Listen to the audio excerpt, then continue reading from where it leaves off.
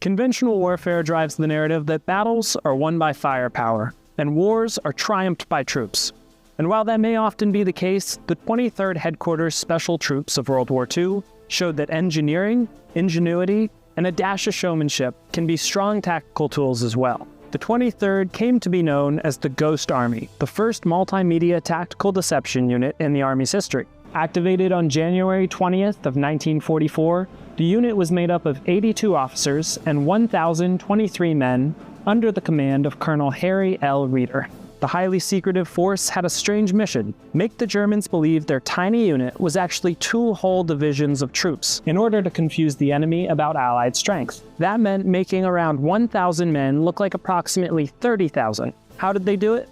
With the use of inflatable tanks, fake radio traffic, sound effects, and even fabricated generals. First deployed 2 weeks after D-Day, the crew completed 22 deceptive missions in all, and is credited with saving between 15 and 30,000 lives by misdirecting the Germans. Their culminating act came on March 18th of 1945, when the 1,100-man crew deceived German intelligence about the site and timing of the U.S. 9th Army's Rhine River crossing. The actions of this heroic and theatrical unit were kept classified until 1996, in case similar tactics were employed in the Cold War. But the Ghost Army finally got some much-deserved recognition on Capitol Hill recently, being awarded the Congressional Gold Medal. And we stopped in to get a look at the ceremony. The Congressional Gold Medal is the highest honor that this body can bestow upon any group or individual. And today, pursuant to S. 1404, we are here to award that medal to the 23rd Headquarters Special Troops and the 3133rd Signal Services Company,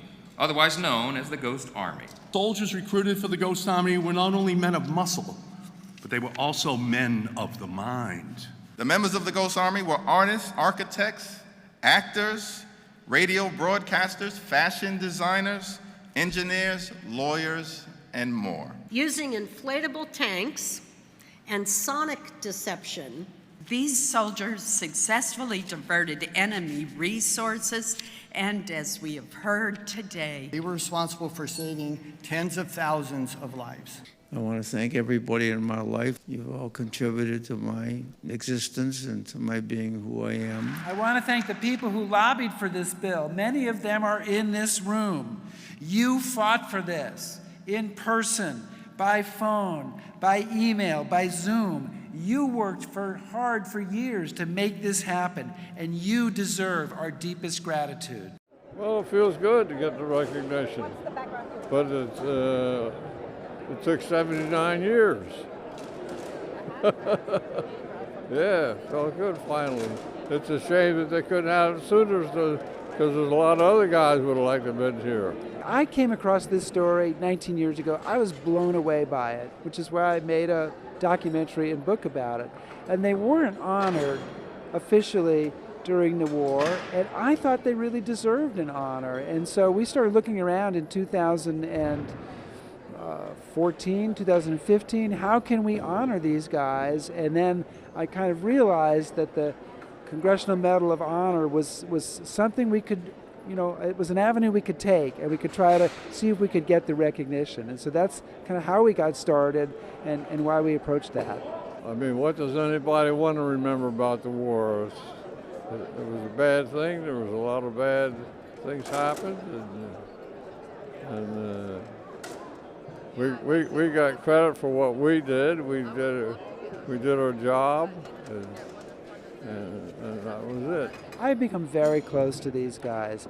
I love Seymour and Bernie and John. I have spent a lot of time talking, especially to Seymour and Bernie, on the phone, visiting with them. We honored each of them in their home community, and I'm very, very close to them. And I'm so thrilled that these three guys could be here on behalf of all their fellow soldiers in the 23rd and receive this honor today. They wielded creativity and imagination on the battlefield. They saved thousands of lives.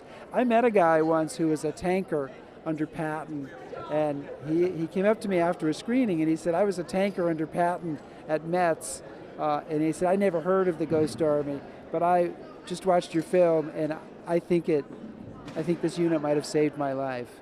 And we talk all the time about the people whose lives were saved, but here was a guy who said his life might have been one of them. And he was showing me pictures of his children and grandchildren and talking about how they might never have existed but for the Ghost Army. That's what it's all about.